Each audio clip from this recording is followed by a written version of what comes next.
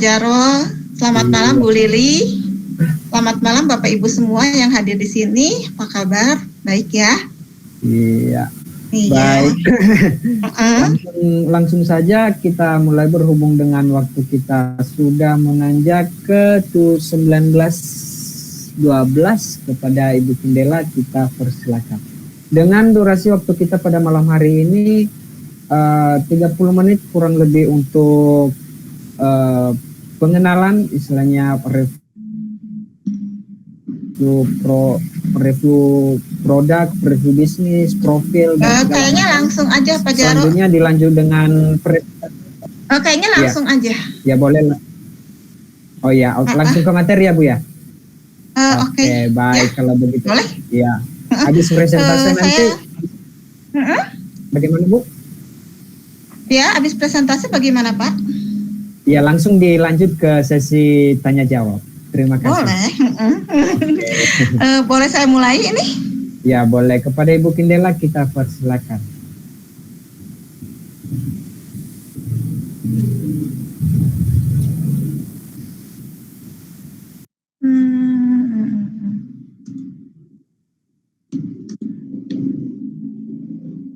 Iya, ini slide-nya udah terlihat belum ya Pak ya?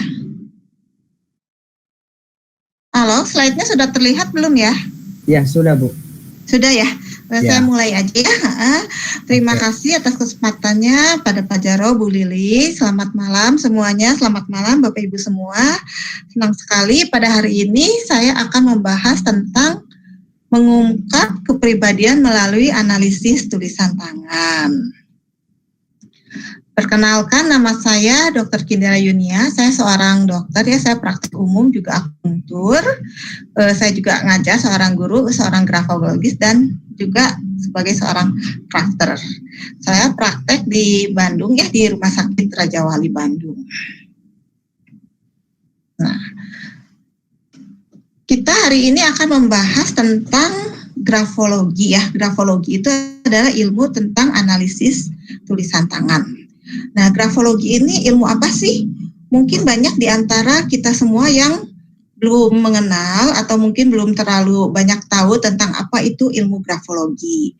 Apakah itu ilmu meramal, ataukah itu adalah kemampuan cenayang, ataukah ilmu perdukunan. Nah, ilmu grafologi itu sebetulnya adalah ilmu tentang menganalisis tulisan tangan. Memang pada waktu itu ada satu masa ya, di Jerman dan di beberapa negara Eropa lainnya, grafologi ini dianggap sebagai salah satu ilmu yang termasuk ke dalam ilmu meramal, atau kalau di Indonesia mungkin seperti ilmu perdukunan gitu. Nah, pada waktu itu memang di beberapa negara Eropa itu sempat grafologi ini agak sedikit dibatasin ya. Dan para ahli-ahli grafologi yang merasa kurang nyaman dengan keterbatasan itu, mereka banyak berpindah ke negara lain yang mendukung atau yang tidak melarang, sehingga dan mereka melanjutkan terus mengembangkan grafologinya, sehingga ilmu grafologi itu masih terus bisa berkembang sampai saat ini. Di Indonesia sendiri ilmu grafologi ini sudah lama dikenal ya, lumayan ya, mungkin sudah 20 tahun terakhir inilah mulai orang-orang mengenal. Jadi grafologi itu ilmu tentang analisis tulisan tangan, di mana tulisan tangan seseorang itu dianalisis dibandingkan dengan standar tulisan yang berlaku di negara atau di tempat tersebut. Kata grafologi sendiri itu berasal dari kata Yunani, berasal dari dua kata yaitu graphein artinya menulis dan logos artinya ilmu, jadi ilmu menulis. Kata grafologi ini diperkenalkan oleh Abi Michon, seorang psikolog asal Prancis di akhir abad 19. Kita lihat sedikit tentang sejarah grafologi ya. Sebetulnya grafologi ini sudah sangat lama dikenal oleh manusia. Pertama kali dikenal kurang lebih 1000 tahun 1000 sebelum Masehi. Diperkenalkan oleh seseorang yang bernama Huo Josu di China, di mana dia mengatakan dia dapat mengungkap karakter seseorang dari cara dia menulis. Selanjutnya pada tahun 1600 Masehi, seorang doktor bernama Camilio menulis sebuah esai yang berjudul Bagaimana Menilai Sifat dan Karakter Seseorang dari Tulisannya.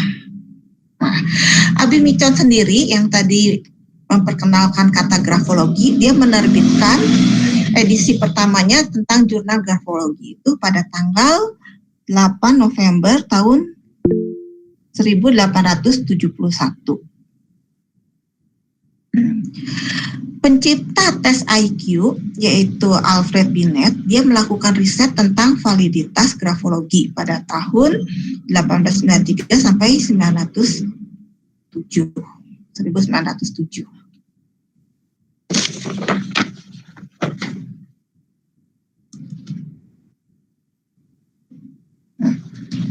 Selanjutnya pada tahun 1920,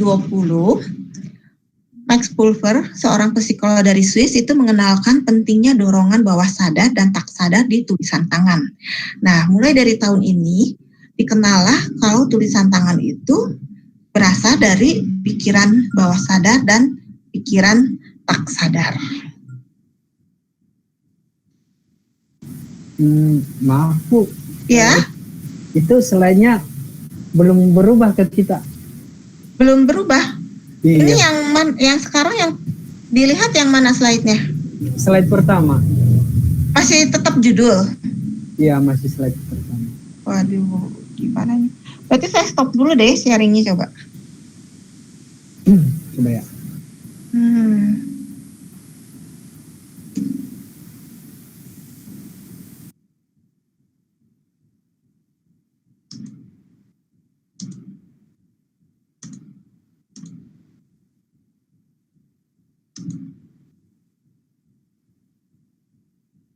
Ini udah yang baru belum ya, Pak ya?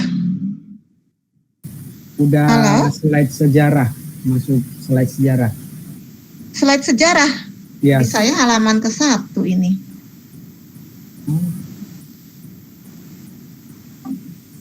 Nggak jalan,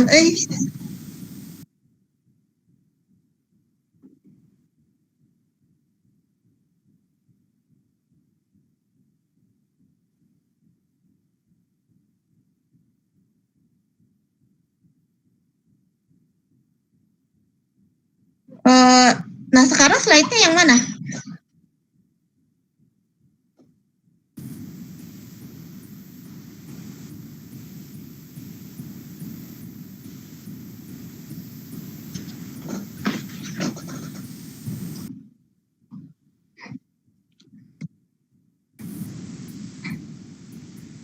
Ya, sudah. Ini udah jalan belum? Ini slide yang mana, Bu? Sekarang? Ya. Ini masih Ke-6. belum berubah ini? Ini masih belum berubah?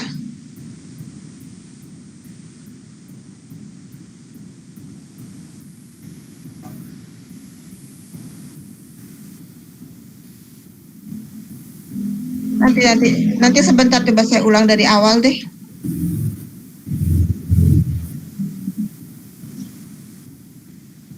Enggak, ini halaman ke-1.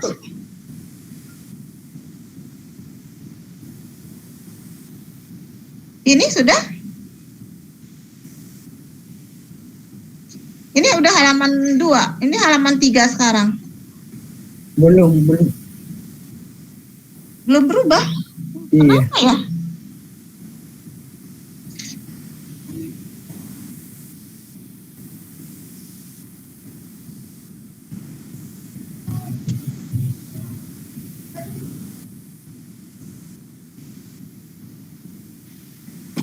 Nah, ini saya ulang lagi deh. Iya, gimana? Udah kelihatan belum? Iya, ini udah slide ketiga. Hah?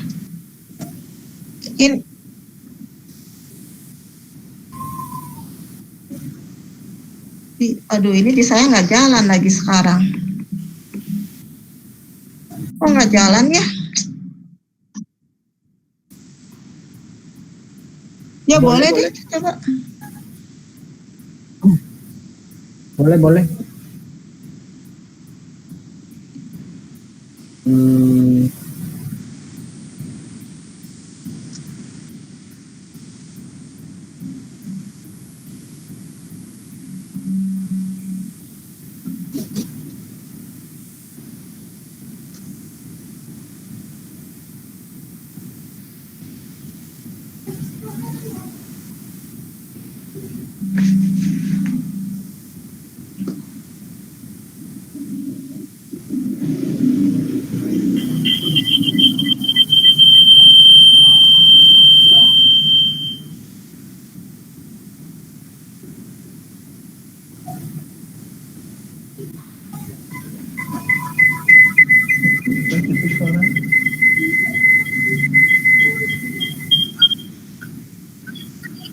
Oh iya.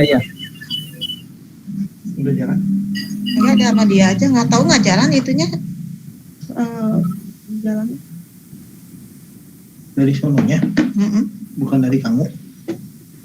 Juga udah ini tapi nggak jalan.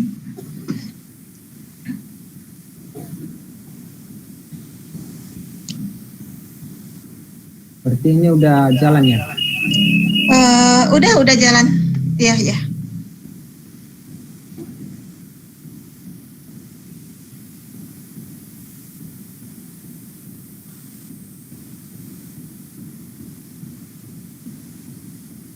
Kita udah nyampe ke slide berapa ya, Bu?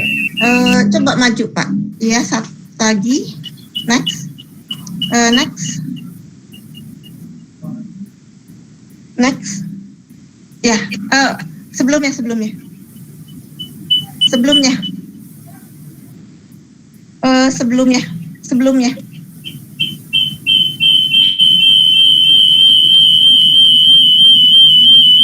Aduh, kok ngawur juga di sini.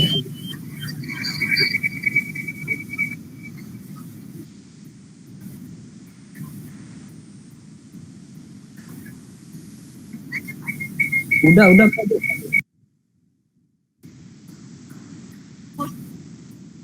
Oke, udah.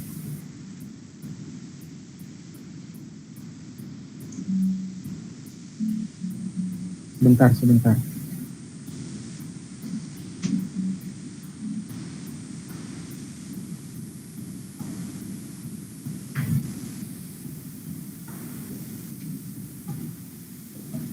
Berarti kita masuk ke slide berapa nih, Bu? Yang sejarah. Iya, yang sejarah kedua. Sejarah kedua.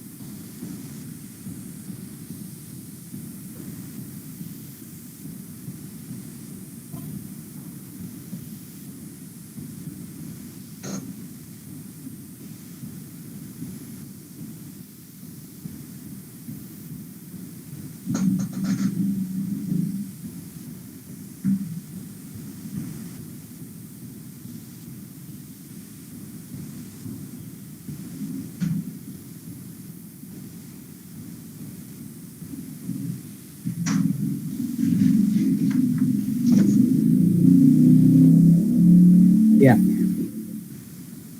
Iya. Slide selanjutnya, Pak. Ya, betul ini udah. Baik. Udah, kita lanjut ya. Ya. Selanjutnya Max Pulver pada tahun 1920, dia seorang psikolog Swiss ya. Dia mengenalkan pentingnya dorongan bawah sadar dan tak sadar di tulisan tangan. Jadi dengan demikian pada waktu itu sudah mulai diketahui kalau tulisan tangan itu sebetulnya adalah hasil dari pikiran bawah sadar dan tidak sadar. Selanjutnya Soundek. Soundek menerbitkan jurnal grafologi pertama di Inggris dengan judul Karakter dan Kepribadian. Lalu dilanjutkan lagi oleh psikolog dari Harvard, yaitu yang menamakan kembali kalau handwriting itu menjadi brain writing atau tulisan otak. Jadi sebetulnya handwriting itu banyak dikatakan sebagai brain writing atau tulisan otak. Ya, next please. Selanjutnya oleh beberapa psikolog terkemuka seperti Carl Jung, Rudolf, itu dia mulai mempelajari tentang fisikomotorik pada tulisan tangan. Ya. Selanjutnya Paul pada tahun 1940 itu mulailah mengembangkan grafoterapeutik. Seorang grafolog dari Jerman bernama Klages, dia membuktikan hubungan antara pengukuran atau assessment grafologi dan psikologis. Jadi grafologi itu mereka melihat tulisan tangan seseorang dibandingkan dengan standarnya. Kalau tulisan tangannya bagaimana, karakter dan kepribadian atau psikologis orang itu seperti apa. Jadi mereka peneliti dicatat yang banyaknya seperti apa, akhirnya jadi muncullah ilmu analisis tulisan tangan. Ya, next slide please. Nah, jadi grafologi itu adalah suatu ilmu yang mendeskripsikan kepribadian dengan didasarkan pada hubungan antara pikiran bawah sadar dari tulisan seseorang. Kepribadian itu merupakan integrasi dari psikologis, sosial, moral, dan karakter yang ditunjukkan seseorang melalui interaksi dengan orang lain. Ini dikemukakan oleh Schultz pada tahun 1977. Jadi sekarang kita memakai istilah grafologi adalah yang dari Schultz ini ya. Ya, next slide. Next slide.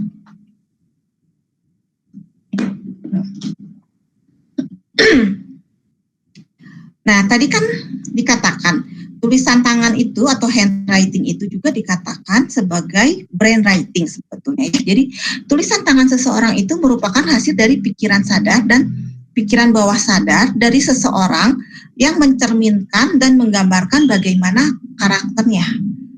Jadi setiap tindakan kita, mau tindakan, ucapan, perbuatan, itu semuanya didahului oleh pikiran. Pikiran itulah yang memerintahkan agar kita berkata apa, kita bertindak apa. Demikian juga dengan menulis. Jadi pertama pasti dari pikiran dulu. Pikiran itu menyuruh atau menginstruksikan otot-otot intrinsik di jari tangan kita agar kita bisa menulis dan dihasilkanlah bentuk tulisan itu. Nah, sekarang kita lihat ya, bagaimana pikiran bawah sadar dan pikiran sadar seseorang itu bisa menggambarkan kepribadiannya lewat tulisan tangan. Next slide, please. Nah, sekarang kita lihat di gambar ini, pada awalnya kita semua itu belajar menulis itu menulis halus seperti yang ada di sebelah kiri gambar ya. Di zaman angkatannya orang tua saya, di zaman generasi saya pun dulu itu gurunya mengajarkan menulis itu adalah menulis huruf miring bersambung. Seperti yang tertera di slide yang kiri bawah. Tetapi zaman anak muda sekarang, zaman anak-anak sekarang, tulisannya itu berubah menjadi tegak bersambung diajarkannya. Tetapi kita lihat tulisannya apakah waktu kecil diajarkan seperti itu akan seperti itu terus? Ternyata tidak. Dan tulisan tangan ini unik bagi setiap orang. Lama-lama berkembang menjadi tulisan printing seperti gambar yang di kanan atas ya, di slide yang kanan atas itu. Anak-anak sekarang banyak tulisannya seperti itu. Nah, dari situ juga kita bisa melihat karakter generasi per generasi itu berbeda. Dari tulisan tangannya juga kita bisa lihat di situ. Di bawah itu saya ada tulisan Kindela Yunia, itu nama saya. Nah, seperti misalnya saya contohkan ya, saya mau menulis nama saya yaitu Kindela Yunia. Tadi kan tulisan tangan dihasilkan dari pikiran sadar dan pikiran bawah sadar. Pikiran sadar itu yang membuat kita menulis. Kalau kita misalnya mau nulis Kindela Yunia, misalnya saya mau nulis nama saya sendiri ya, pikiran sadar itu yang memerintahkan saya menuliskan huruf KINDELLA. Nah, terus pikiran bawah sadarnya yang mana? Pikiran bawah sadarnya itulah yang membentuk huruf K-nya seperti apa, huruf I-nya seperti apa, huruf N-nya seperti apa, dan seterusnya. Saya di sini kasih contoh dari beberapa font ya, ini bukan tulisan tangan, ini adalah font yang ada di komputer. Dan ukuran fontnya itu semuanya sama ya, 5 macam itu. Tetapi beda font terlihat ukurannya beda ya. Padahal standar fontnya itu ukurannya sama. Nah, itu juga sama tulisan tangan. Tulisan tangan seseorang ada yang besar, ada yang kecil, itu juga mempunyai makna. Ada mencerminkan karakter atau kepribadiannya. Lalu di sini menulis nama, kayak saya misalnya nulis nama Kindela Yunia. Huruf A dan huruf Y-nya itu kan huruf besar. Aturannya memang seperti itu ya, huruf pertama itu huruf besar ya, huruf kapital. Tetapi Pak, saya mau lihat Bapak Ibu semua ingat-ingat deh, kalau nulis namanya sendiri atau pernah nggak melihat temannya atau orang lain menulis namanya, itu huruf depannya pakai huruf kapital apa enggak? Atau huruf kecil semua? Seperti ini. Kindela Yunia huruf kecil semua. Nah, saya yakin si penulis itu bukannya nggak ngerti atau bukannya nggak tahu. Kalau menulis nama itu huruf pertamanya harus huruf kapital. Dia pasti tahu karena dari kecil kita diajarkan seperti itu. Tapi kenapa kalau dia menulis secara spontan, dia pasti nulisnya tuh huruf kecil semua. Nah, itulah yang disebut sebenarnya itu adalah dorongan dari pikiran bawah sadarnya yang menuliskan namanya dia itu huruf kecil semua. Kalau dia sudah diingatkan atau dia pelan-pelan, dia bisa nulis dengan huruf kapital depannya ya. Tetapi kalau dia amatin, dianalisa secara cermat ke dalam batinnya, ke dalam dirinya, pasti si penulis itu ada rasa kurang nyaman atau rasa kagok gitu ya. Kalau menulis namanya dia itu huruf kapital pertamanya. Pasti kalau spontan dia nulisnya huruf kecil. Nah, itu semua memiliki makna tersendiri gitu. Bukannya si penulisnya tidak mengerti atau tidak tahu. Nah, itulah yang kita analisa di dalam tulisan tangan itu yang mencerminkan kepribadian, itu karakter, itu semua bisa dilihat dari situ. Ya, next slide please. Nah, sekarang ilmu grafologi ini dia berdasarkan pada apa sih? Dia berdasarkan pada teori yang dikemukakan oleh Sigmund Freud, yaitu tentang psikologi analisis atau psikoanalisis ya. Sigmund Freud itu dia seorang dokter, dia seorang neurolog, seorang ahli syaraf, tapi dia juga senang mencermati tentang sifat dasar manusia. Sehingga dia akhirnya mengembangkan satu teori psikologi yang disebut psikoanalisis yang sangat terkenal ya. Di mana Sigmund Freud itu mengungkapkan kalau psikoanalisis itu ada 3 unsur yang membentuk kepribadian seseorang, yaitu id, ego, dan superego. Id itu adalah dorongan-dorongan primitif ya, dorongan-dorongan untuk seseorang itu ingin memenuhi kesenangan-kesenangan, baik kesenangan indera, kesenangan seks, pokoknya segala yang indah, yang menyenangkan itu dia ingin penuhi, itu adalah id. Id ini tidak melihat realita dan bukan realita, dia tidak mau tahu. Dan dia juga tidak terpengaruh dengan moral, misalnya ini apakah bertentangan dengan moral atau enggak. Itu dia tidak. Jadi disebut juga sebagai keinginan primitif dari seseorang. Ini berkembang mulai saat kita lahir. Contohnya seperti bayi ya, kita lihat misalnya. Bayi itu kan ya bisanya menyusu. Tetapi kalau si bayi itu tidak sedang menyusu, mulutnya pun tetap mencucu seperti ingin menyusu begitu. Itu adalah dorongan-dorongan yang terdapat di dalam diri seseorang. Itu id. Lalu dia berkembang kepribadian ini makin besar berkembanglah menjadi ego. Ego ini biasa kita sebut sebagai saya atau I. Nah, lalu berkembang lagi, berkembang menjadi superego. Superego ini adalah yang mencerminkan tentang tingkat kematangan kepribadian seseorang, seperti itu norma-norma agama, norma-norma yang berlaku di masyarakat, kesempurnaan, menginginkan kesempurnaan, maksudnya seperti itu adalah superego. Sehingga dengan demikian kalau kita lihat id dan superego itu dia selalu bertentangan.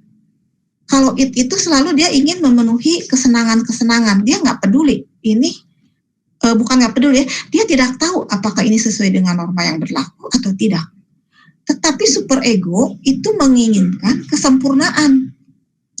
Dia itu mencerminkan spiritualitas, mencerminkan norma-norma yang berlaku, baik norma agama, norma hukum, norma etika yang berlaku di masyarakat. Nah, dalam diri seseorang ini ada 3 hal ini. Sekarang, kalau it dan superego saling bertentangan, tentu harus salah satu mengalah atau dua-duanya bersanding ya, sama ya. Nah, disinilah tugas si ego. Ego itu berada di tengah-tengah di antara it dan superego. Si ego ini mendapat tekanan dari it, mendapat tekanan dari superego, dan mendapat tekanan dari luar, dari lingkungan. Jadi si ego ini dia harus kuat. Dia harus bisa menengahi antara si it dan si superego. Misalnya contohnya sekarang begini. Sekarang kita lapar nih, misalnya sangat lapar. Kalau lapar ya harus makan. Si it bilang, saya harus makan, lapar kan. Nah, pas dia lihat, ternyata di ruangan sebelah di meja itu ada makanan. Ada makanan enak yang bisa dimakan. Tetapi tidak tahu punya siapa makanan itu. Nah, it bilang, makan, lapar, harus dipenuhin karena lapar harus makan. Superego bilang, itu kamu nggak boleh makan. Karena itu makanan bukan punya kamu, punya orang lain. Kalau kamu makan berarti kamu mengambil barang yang tidak diberikan, atau dengan kata lain mencuri. Nah, di sini kan jadi it dan ego kan, dan superego kan bertentangan. Nah, ego itu harus menengahin antara it dan superego. Bagaimana caranya supaya it terpuaskan dan si superego pun terpuaskan? Maka dicarilah jalan. Misalnya dicari makanan itu punya siapa, saya minta dulu. Setelah tahu, minta dimakan. Jadi it puas mendapat makanan dan superego pun puas karena tidak melanggar norma-norma yang berlaku. Atau bisa jadi juga cara lain, misalnya pergilah ke toko membeli makanan dan sebagainya. Nah, jadi kita lihat di sini si ego itu harus kuat ya. Nah, dalam hal mana ego kurang kuat, tentu salah satu akan menang, it atau superego yang menang. Kalau it yang menang, berarti tindakan orang itu dia akan kerjanya itu mencari kesenangan terus, seperti itu. Dia nggak memperhatikan norma-norma, yang penting saya puas, saya senang. Nah, egonya kalah. Nah, kalau superego yang menang, superego itu inginnya kan kesempurnaan. Selalu ingin mengikuti apa-apa yang sempurna, harus mengikuti semua norma moral yang berlaku. Dalam keadaan ini, si ego itu jadi lemah ya, kalah sama superego, bisa timbullah yang namanya rasa inferioritas. Karena dia tidak bisa memenuhi keinginan si superego yang selalu ingin sempurna. Nah, dalam hal mana it atau superego yang menang, itu akan terjadi masalah mental di dalam diri orang tersebut. Akan timbul konflik di dalam dirinya.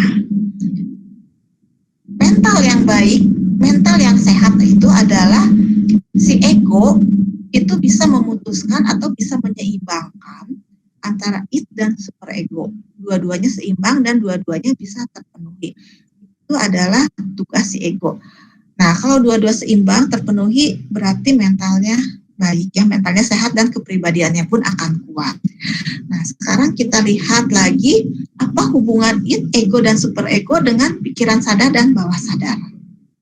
Next, please. Nah, kita lihat mungkin banyak di antara Bapak Ibu semua juga sudah banyak tahu tentang gambar ini ya. It itu sepenuhnya adalah pikiran dari bawah sadar. Superego pun sama. It dan superego itu dia tidak bisa berhubungan langsung dengan luar.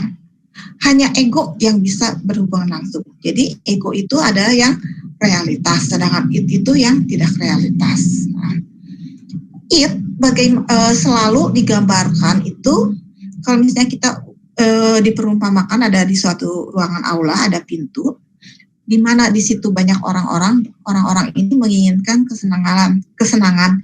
Ada yang beragajul lah, ada yang cerewet lah atau apa. Dia selalu ingin masuk ke dalam ruangan di mana dia ingin menemui seorang raja misalnya. Nah, di pintu itulah dia disaring. Pintu itu adalah filternya antara pikiran bawah sadar dan pikiran sadar. Jadi apa-apa yang muncul dari bawah sadar itu dia ingin keluar, itu selalu ditekan supaya jangan masuk, supaya jangan muncul keluar gitu. Jadi ada filternya. Nah, pikiran bawah sadar itu ada dua, bawah sadar dan tidak sadar. Ini sangat besar sekali ya, sekitar 85 sampai 90%. Sedangkan pikiran sadarnya hanya sekitar 10 sampai 15%. Jadi pikiran bawah sadar ini memiliki potensial dan dia memiliki energi yang sangat besar. Di antara tiga yang tadi, yaitu id, ego, dan superego, yang memiliki energi itu hanya id. Ego dan superego nggak ada. Ego memakai energinya itu dari id.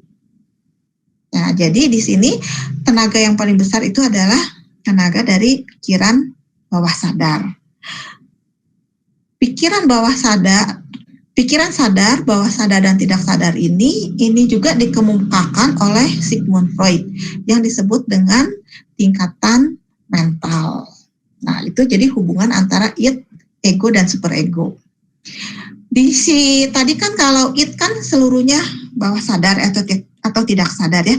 Kalau ego bisa tiga, bisa di bawah sadar, dan tidak sadar.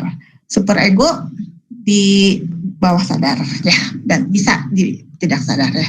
Next slide please. Next.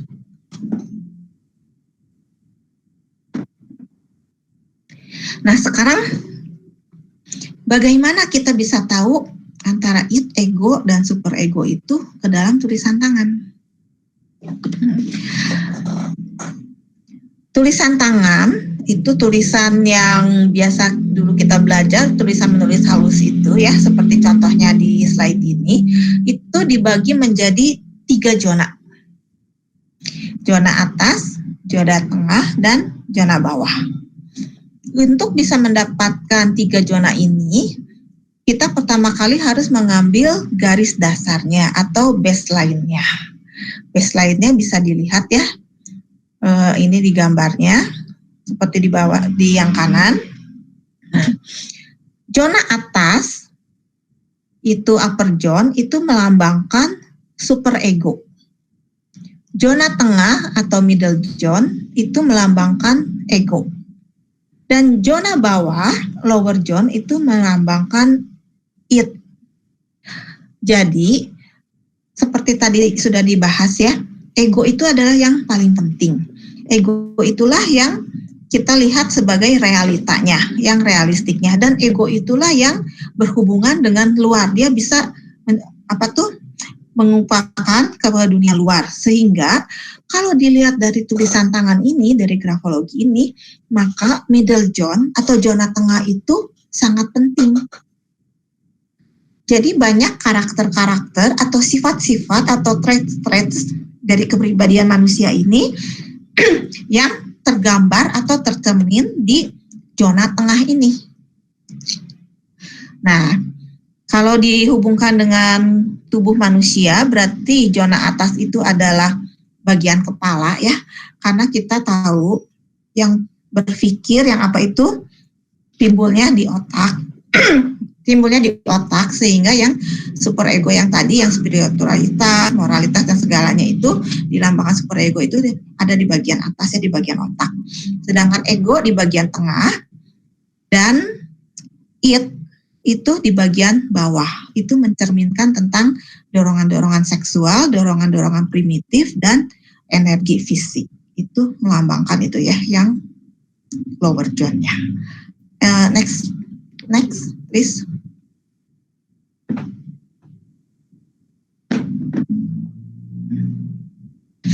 Kegunaan dari grafologi ini apa sih? Kegunaannya banyak ya. Yang paling utama itu kan dia tadi untuk melihat kepribadian seseorang. Jadi dari tulisan tangan ini, dari analisis tulisan tangan ini kita bisa memahami karakter, potensi, kelebihan, dan kekurangan diri. Kalau kita sudah tahu kelebihannya kita apa, kekurangannya kita apa, potensi kita apa, kita bisa mengembangkan apa yang lebih kelebihan kita itu kita bisa kembangkan. Terus kekurangan atau kelemahannya itu kita bisa perbaikin. Sehingga potensi kita, karakter kita bisa meningkat dan kita bisa optimal. Optimal menggunakan apa yang kita miliki, potensi kita itu. Dengan memahami karakter kita ini, kita bisa mencari perbedaan dan persamaan antara pasangan-pasangan, seperti misalnya pasangan suami istri, partner kerja, teman, sehingga hubungan-hubungan itu bisa lebih baik. Hubungan suami dan istri bisa lebih baik karena masing-masing tahu karakter masing-masing. Kekurangannya apa, kelebihannya apa, terus bagaimana cara menyamakannya atau biar selaras. Sama dengan partner kerja dan teman juga seperti itu. Kegunaan lainnya adalah untuk melihat potensi atau mengarahkan penjurusan siswa. Ini biasanya untuk anak-anak yang lulus SMA, dia mau mengambil fakultas jurusan apa. Nah, itu bisa ditelusuri minat dan bakatnya dan potensi yang dimilikinya itu, dia sesuai, ya cocoknya dengan bidang yang mana. Selain itu, kegunaannya itu bisa untuk perekrutan pegawai atau seleksi calon pegawai. Seleksi calon pegawai ini bermacam-macam, bisa untuk melihat kepribadiannya bagus apa enggak, atau bisa juga seperti tadi untuk menempatkan orang ini atau si pegawai ini cocoknya kerjanya di bidang apa, gitu. Yang terakhir itu adalah memahami kecenderungan gangguan seseorang seperti depresi, represi, gangguan energi, kesehatan, dan lain-lain. Ini adalah gangguan-gangguan mental yang bisa juga dideteksi lewat tulisan tangan, seperti rasa cemas, rasa takut, sampai kecenderungan seseorang, apakah dia mempunyai kecenderungan atau tendensi untuk bunuh diri, atau memiliki tendensi psikopat atau schizofren, itu juga bisa dideteksi lewat analisa tulisan tangan ini. Jadi banyak gunanya, banyak manfaatnya, dan semuanya itu pasti mengarahnya ke kepribadian seseorang. Ya, next slide please. Di dalam grafologi ini ada dua metode yang dikenal di dunia ya. Yang pertama adalah metode Prancis atau yang dikenal sebagai Traits, dan yang kedua adalah metode Jerman atau metode Gestalt. Metode Prancis itu dia menganalisa detil huruf per huruf. Jadi satu-satu huruf dia lihat bentuk A-nya seperti apa, B-nya seperti apa, terus dianalisa. Bentuk A seperti ini sifatnya bla bla bla. Bentuk B seperti ini sifatnya bla bla bla, seperti itu ya. Jadi dia mendapatkan gambaran khas keunikan individu. Yang kedua adalah metode Jerman atau disebut juga dengan Gestalt. Gestalt ini bahasa Jerman artinya secara keseluruhan. Jadi dia melihat secara keseluruhan. Lebih bersifatnya universal. Namun sulit untuk mendapatkan gambaran khas karena tadi dia melihatnya secara keseluruhan, secara universal itu. Jadi keunikan individu itu kurang terlihat karena dia melihatnya secara lebih umum. Nah, saya kasih satu contoh, misalnya seseorang ingin menggambarkan binatang gajah itu seperti apa. Kalau metode Prancis, dia akan menggambarkan gajah itu matanya, misalnya matanya kecil, ukurannya sekian senti. Telinganya lebar, tipis, pipih. Terus hidungnya, misalnya hidungnya panjang. Hidungnya itu bisa nyemburin air, bisa untuk mengambil barang dan mengambil makanannya. Lalu dia punya ekornya kecil. Kalau metode Jerman menggambarkan gajah ini sebagai binatang, hidupnya di hutan, besar, punya kaki 4, hidup berkelompok, punya 1 ekor. Nah, jadi kita lihat masing-masing, kalau kita lihat dari metode Prancis aja, kayaknya kurang bisa mencerminkan ya. Kalau lihat di Jerman aja juga kayaknya kurang bisa mencerminkan. Nah, maka dari itu kebanyakan yang sekarang dipakai di grafologi itu metode 2 ini digabungkan, metode Prancis dan Jerman.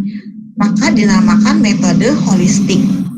Sehingga masing-masing kekurangan dan kelebihannya saling menutupin dan menjadikan lebih sempurna. Jadi kalau kayak gajah tadi kan kalau dari Jerman itu adalah binatang, kaki 4, badannya gede, hidup di hutan dan sebagainya. Kalau dari Prancis hidungnya itu panjang, telinganya lebar. Jadi jelas akhirnya ya seperti apa gajah itu. Kalau di tulisan tangan kita bisa lihat kalau metode Prancis atau trait itu seperti contohnya misalnya seseorang cara berpikirnya seperti apa? Apakah dia punya cara berpikir analitik? Apakah dia punya cara berpikir investigatif ya kayak gitu. Kalau Jerman dia lihat secara keseluruhan, misalnya dia lihat orang ini optimis apa pesimis. Orang ini berorientasi ke masa lalu atau ke masa depan. Jadi dilihat dari marginnya, dilihat dari kemiringan tulisannya dan sebagainya. Nah, 2 digabung ini akan menjadikan grafologi itu menjadi lengkap, disebut metode holistik yang biasa banyak sekarang kita pergunakan. Ini adalah metode atau pendekatan grafologi ya. Next please. Nah, tadi grafologi itu kan mencerminkan kepribadian seseorang. Nah, di sini saya memakai ilmu grafologi dari Carros International School of Handwriting Analysis. Nah, Carros membagi personality atau kepribadian ini menjadi 10 aspek. 10 aspek ini adalah aspek kepribadian yang dikemukakan oleh Carros ya. Jadi bukan pembagian kepribadian menurut psikologi umum, tetapi pembagian kepribadian menurut Carros International School of Handwriting Analysis. Yang pertama adalah aspek dari responnya seseorang dan emosionalnya dan juga memori emosionalnya. Nanti kita akan lihat bahas sedikit-sedikit ya di slide selanjutnya. Aspek kedua adalah intelektualitas dan cara berpikirnya. Aspek ketiga adalah konsep diri dan kekuatan egonya. Aspek keempat tadi adalah melihat goal dan motivasi seseorang. Aspek kelima adalah dilihat dari produktivitasnya. Aspek keenam adalah hubungan antara dia dengan orang lain, dengan lingkungan dan dirinya sendiri, interpersonal relation. Yang ketujuh adalah kemampuan berkomunikasi. Kedelapan adalah sifat-sifat lainnya yang berhubungan dengan pembelajaran.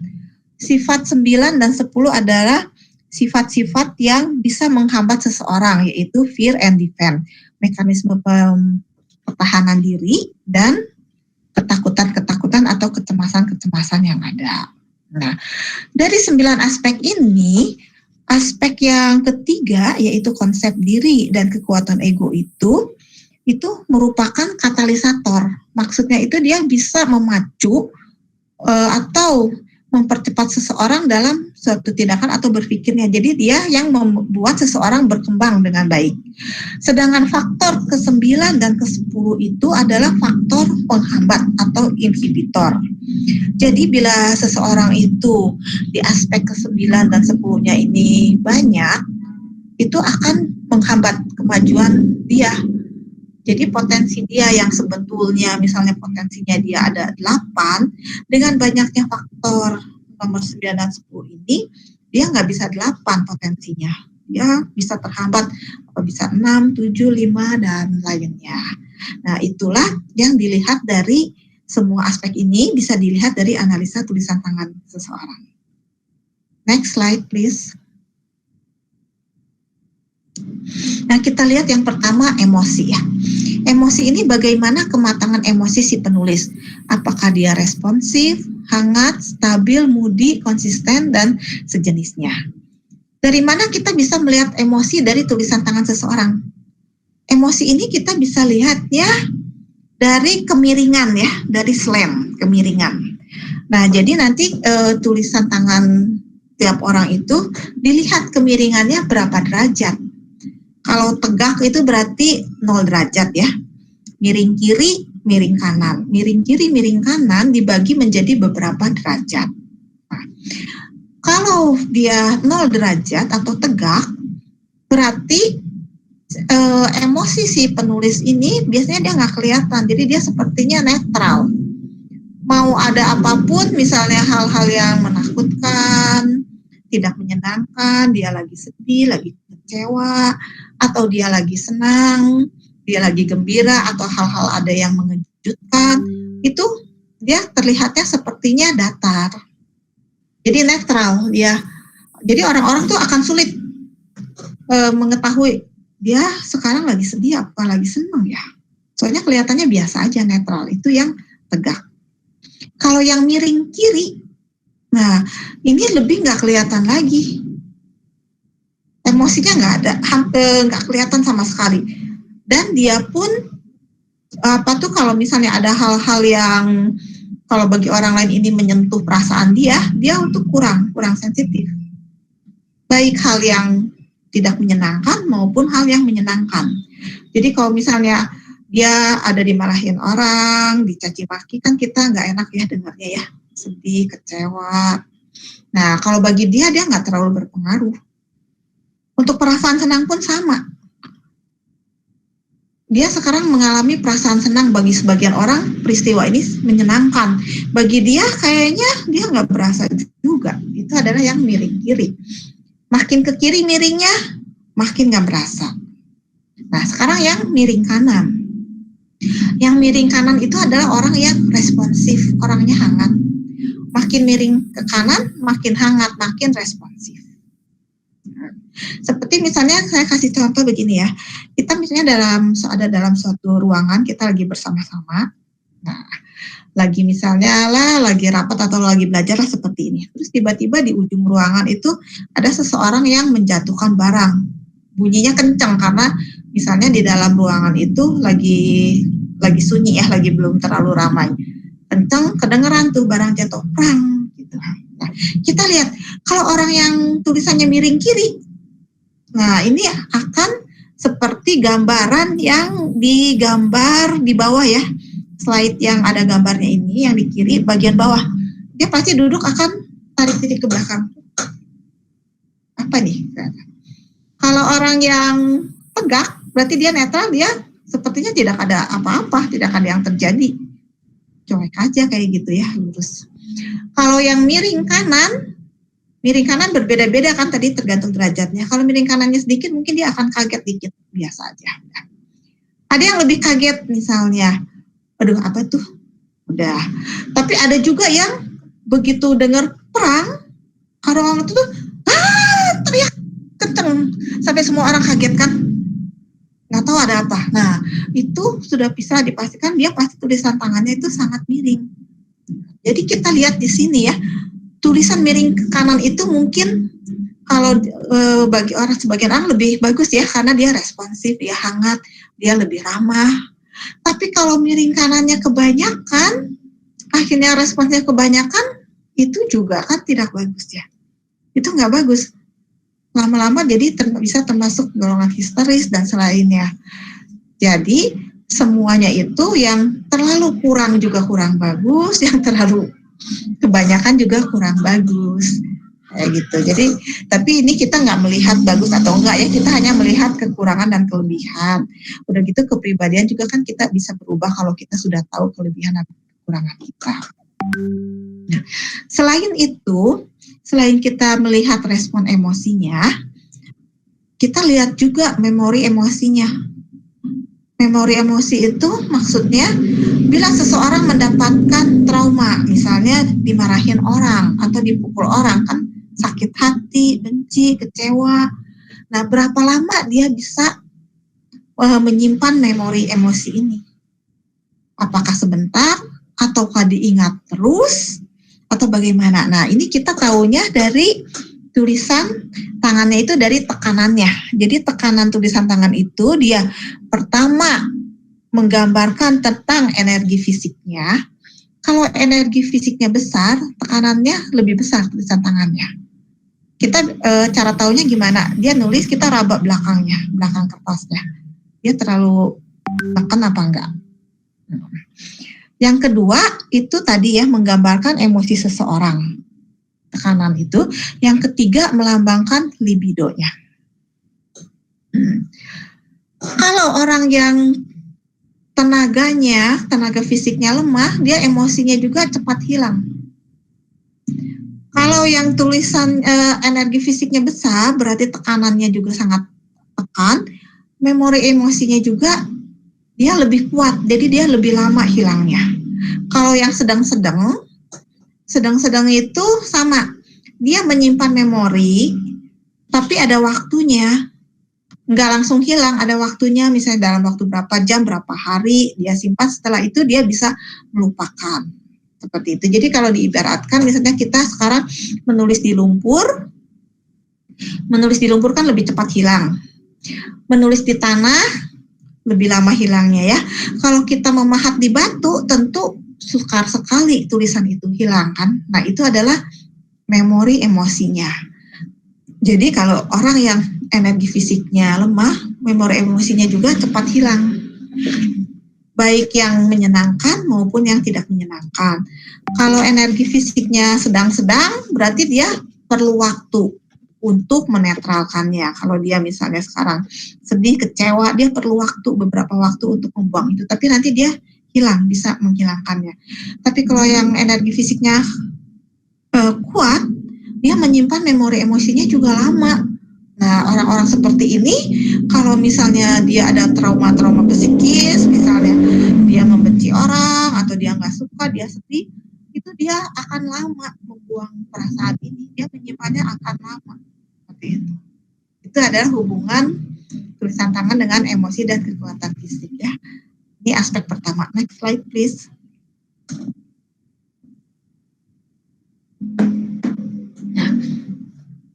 Yang kedua adalah proses berpikir. Ini menggambarkan bagaimana si penulis itu menerima dan mengolah suatu informasi yang diterimanya. Apakah dia bisa berpikir kritis, berpikir luas, mudah mendengar masukan, apakah dia memperhatikan secara detail atau tidak, dan lain-lain. Di sebelah kiri ini saya kasih dua contoh ya. Yang atas itu adalah contoh orang menulis huruf M. Huruf M yang biasa diajarkan itu adalah yang di sebelah kanan tanda sama dengan ya. Yang di sebelah kiri dia nulis M itu seperti huruf U ya. Lancip-lancip ke atas gitu ya huruf U.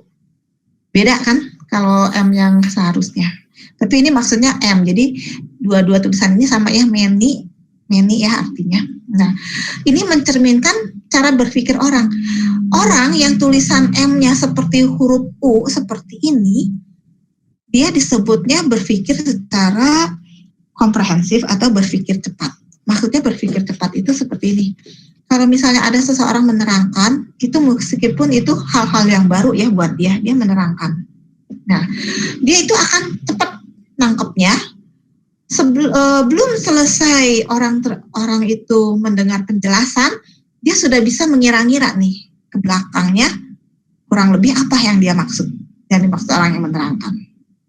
Nah, contoh lainnya kalau misalnya ada suatu kejadian, tiba-tiba di kerumunan banyak orang, tiba-tiba ada dua orang yang bertengkar nih, nggak tahu masalah apa. Dia melihat bertengkar, dia melihat dua orang bertengkar ini, dia udah langsung bisa mengambil gambaran atau mengambil suatu kesimpulan akhirnya bakal bagaimana dua orang ini. Apakah akan berakhir dengan perkelahian atau damai atau apa, dia bisa cepat menangkapnya itu seperti itu, bisa mengolahnya. Itu yang berpikir cepat. Nah, huruf M yang di bawah ini dia bisa dilihat ya, ini bunder-bunder ya atasnya. Ini adalah cara berpikir orang metodik atau berpikir orang yang harus step by step. Jadi kalau misalnya dia belajar, misalnya anak sekarang belajar di sekolahnya, ada satu buku yang harus dia pelajarin, misalnya satu mata pelajaran. Satu mata pelajaran itu dia punya 10 bab misalnya. 10 bab dari bab 1 sampai bab terakhir itu tingkat kesulitannya kan makin ke belakang makin tinggi misalnya. Nah, si anak yang berpikir metodik, yang tulisan M-nya melengkung itu, dia harus mempelajarinya step by step. Jadi dia harus belajarnya dari bab 1 dulu. Bab 1 dia udah bisa, terus bab 2, bab 3, dan seterusnya. Jadi dia harus satu-satu. Tetapi kalau orang atau anak yang berpikir cepat, yang tulisannya seperti di atas, yang tulisan M-nya seperti huruf U, seperti huruf W atau huruf N seperti huruf U. Nah, anak seperti ini, dia sekarang belajar bab 1, terus belajar bab 2. Dia bisa langsung tuh loncat ke belakang, ke bab 8, ke bab 9, tapi dia bisa kuasain. Kayak gitu. Nah, dalam hal ini, kita nggak bisa bilang kalau anak yang atau orang yang berpikir cepat ini lebih pandai ya. Orang yang step by step ini lebih bodoh, itu enggak. Itu masing-masing punya kekurangan dan kelebihannya masing-masing. Maka dari itu kepribadian itu nggak ada yang kepribadian ini jelek, kepribadian ini bagus. Masing-masing punya kelebihan dan kekurangannya. Nah, di antara dua cara berpikir tadi, yang berpikir cepat itu dia bisa langsung cepat mengambil kesimpulan. Yang berpikir step by step, dia harus step by step. Sehingga mungkin kalau mempelajari hal yang baru, yang berpikirnya step by step itu perlu waktu lebih lama. Cuman kalau dilihat dari pekerjaan atau dari keterampilan atau dari skill, itu ada yang lebih baik memakai cara berpikir cepat, ada juga yang lebih baik dengan metode yang step by step. Contohnya seorang guru. Seorang guru dia itu akan lebih baik dalam mengajar kalau dia memiliki cara berpikir yang step by step. Karena seorang guru itu kan dia harus menerangkannya secara step by step. Karena nggak semua anak berpikirnya yang komprehensif ya, yang cepat itu. Pasti bercampur-campur kan, ada anak yang berpikir komprehensif, ada anak yang berpikir metodik. Nah, sekarang jadi si guru itu harus bisa menerangkan agar semua anak mengerti. Sehingga dia harus bisa menerangkan yang secara step by step. Nah, itu contoh satu. Terus contoh misalnya pekerjaan yang memerlukan skill. Saya ambil ya contoh misalnya tukang cukur. Tukang cukur itu pada waktu dia pertama kali belajar menggunting rambut, dia nggak mungkin bisa langsung cepat kan. Pasti dia harus pelan-pelan. Kalau cepat kan bisa satu resiko. Ngegunting rambutnya berantakan, nggak rata. Resiko lain tangan dia kegunting, bisa ya. Nah, tetapi kalau orang yang step by step itu dia mempelajarinya pasti lebih lama. Tetapi setelah dia menguasai skill ini, hasilnya itu akan jauh lebih baik dibandingkan orang yang berpikir komprehensif. Yang berpikir komprehensif mungkin dia belajar gunting rambut bisa lebih cepat selesai, tapi setelah yang metodik ini dia menguasai, hasilnya yang metodik akan lebih cepat dan bisa lebih baik hasilnya karena dia sudah menguasai. Kita lihat tukang cukur aja sekarang, dia begitu ahlinya. Waktu dia gunting rambut, ada orang manggil, dia noleh, dia jawab, ngegunting rambutnya jalan terus kan tangannya kan, tanpa salah ngeguntingnya benar, tanpa tangannya kegunting juga. Nah, itu adalah kelebihan dan kekurangan masing-masing. Dalam partner bekerja atau partner suami istri, ini kita juga harus tahu metode cara berpikir ini. Saya kasih contoh misalnya ya, seseorang. Si suami punya cara berpikir metodik. Si istri punya cara berpikir komprehensif. Nah, kedua ini kan bertolak belakang tuh cara berpikirnya. Kedua ini dia memiliki satu usaha misalnya. Satu usaha katakanlah misalnya dia punya garment. Nah, pada suatu hari datang pelanggan dia minta pesanan pakaian seperti ini sekian banyak, pengen waktunya selesai misalnya seminggu, minggu depan harus selesai. Si suami yang nerima dia mikir, waduh 1 minggu menyelesaikan sebegitu, sedangkan saya sekarang lagi banyak orderan nih, kayaknya saya nggak bisa menerima, nggak akan bisa terpenuhi untuk minggu depan. Nah, tapi si istri yang berpikir komprehensif, dia mikirnya lain. Sekarang saya lagi banyak orderan, penuh. Sedangkan nih orang maunya minggu depan. Tapi dia ambil keputusan apa? Dia mengambil keputusan, dia terima orderan itu. Karena apa? Karena dia bisa langsung berpikir, ada teman saya bisa lempar ke teman saya misalnya, pekerjaan ini. Atau misalnya dia kenal, ada pegawai lain, saya bisa rekrut pegawai lain, nambah pegawai. Jadi dia cepat si istri itu untuk mengambilnya. Nah, untuk hal-hal seperti ini, jadi kalau misalnya suami istri itu tahu perbedaan kekurangan dan kelebihan masing-masing, jadi mereka bisa bagi tugas tuh untuk mengambil hal-hal yang perlu keputusan cepat, misalnya si istri yang ngerjain. Tetapi untuk hal-hal yang mengerjakan satu-satu, step by step, secara baik, si suami. Nah, setelah mereka tahu seperti itu, mereka akan bisa kerjasama dengan baik, jadi cocok. Demikian juga dengan partner kerja dan lain-lain. Itu adalah contoh dari proses berpikir ya. Next slide please. Nah, aspek selanjutnya adalah dorongan dan motivasi diri. Dorongan dan motivasi diri ini untuk mengetahui apakah dorongan dalam diri seseorang atau motivasi atau antusiasnya tinggi atau rendah. Kalau misalnya rendah, berarti dia masih perlu untuk didorong atau ditingkatkan, atau perlu bantuan atau support dari lingkungannya, atau dari temannya, atau dari atasannya, atau dari orang tuanya ya. Apakah orang ini menyukai tantangan atau tidak? Apakah dia cenderung berada di comfort zone? Nah, itu adalah aspek-aspek yang dilihat. Di sini saya kasih contoh adalah tentang tujuan atau goal ya. Goal atau tujuan seseorang ini kita bisa dilihat dari tingginya T-bar. Tingginya T-bar ini ya. Kalau T-barnya ini berada lebih tinggi dari middle zone, tadi tahu ya middle zone itu yang zona tengah itu lebih tinggi, berarti orang ini dia menyukai tantangan. Dia berani keluar dari comfort zone. Comfort zone itu zona nyaman. Misalnya zona nyaman itu sekarang saya sudah punya pekerjaan, misalnya saya sudah punya pekerjaan A, penghasilannya sudah cukup, ya udahlah ini penghasilan sudah cukup, saya juga udah nyaman kerja di sini, sudah biasa, ya udah saya mah cukup, keperluan saya juga udah cukup, dia nggak mau lebih lagi, sudah aja di comfort zone tinggi, berani keluar dari comfort zone, misalnya. Dia udah punya pekerjaan mapan ya, tadi penghasilan mapan, tapi dia cukup kan, hanya cukup untuk memenuhi kebutuhannya dia semua cukup, tapi untuk lebih tidak.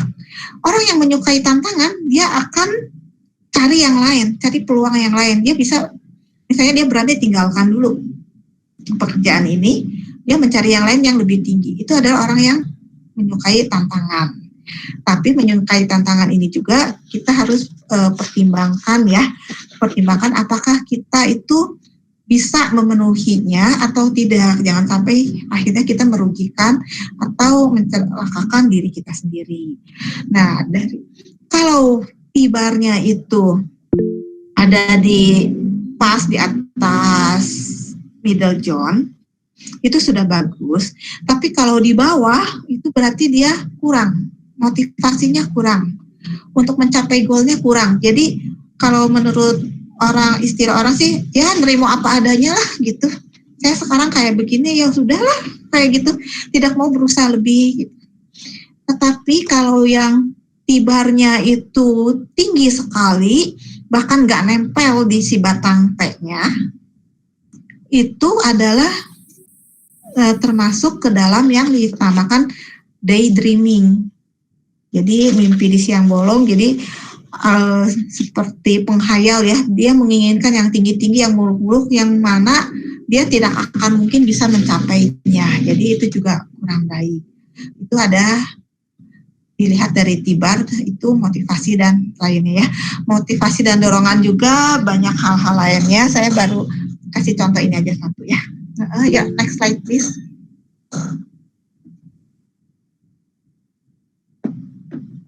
Nah, sekarang rasa percaya diri, self confident ini sangat penting ya.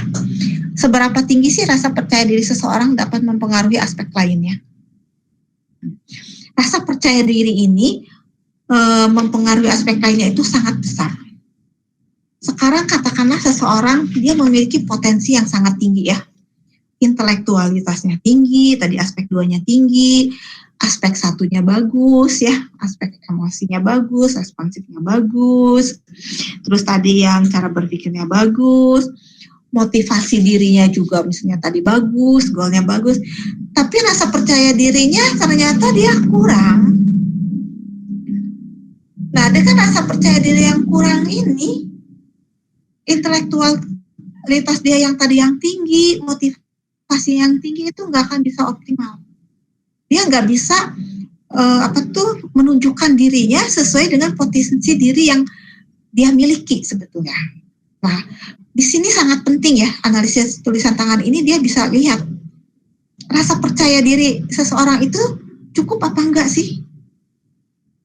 Soalnya pengalaman saya itu banyak melihat anak-anak, terutama lagi itu saya ada koas bimbingan saya, anaknya cukup baik, cukup pintar, bagus, prestasinya bagus, tapi anaknya tuh gimana ya, nggak menonjol gitu, nggak bisa nonjol. Pas saya lihat tulisan tangannya, ternyata rasa percaya dirinya dia tuh kurang, sedangkan motivasinya cukup tinggi, intelektualitasnya tinggi. Nah, hal-hal yang seperti ini kan sayang gitu loh. Dia punya potensi diri yang tinggi, tapi dia tidak bisa mengaktualisasikannya atau mengeksistensikan dirinya sesuai dengan potensi dirinya yang tinggi itu. Nah, di sini rasa percaya diri itu sangat penting, dan ini bisa salah satunya dilihat dari tulisan tangan. Soalnya kadang-kadang karakter kepribadian itu kan tadi ya, banyaknya itu di alam pikiran bawah sadar ya. Jadi seseorang itu kebanyakan itu dia tidak menyadari kalau dia itu misalnya mengalami kurangnya penghargaan pada diri sendiri, ataukah dia ada kekecewaan dalam diri, ada ketidaknyamanan. Biasanya orang kurang menyadarin seperti itu.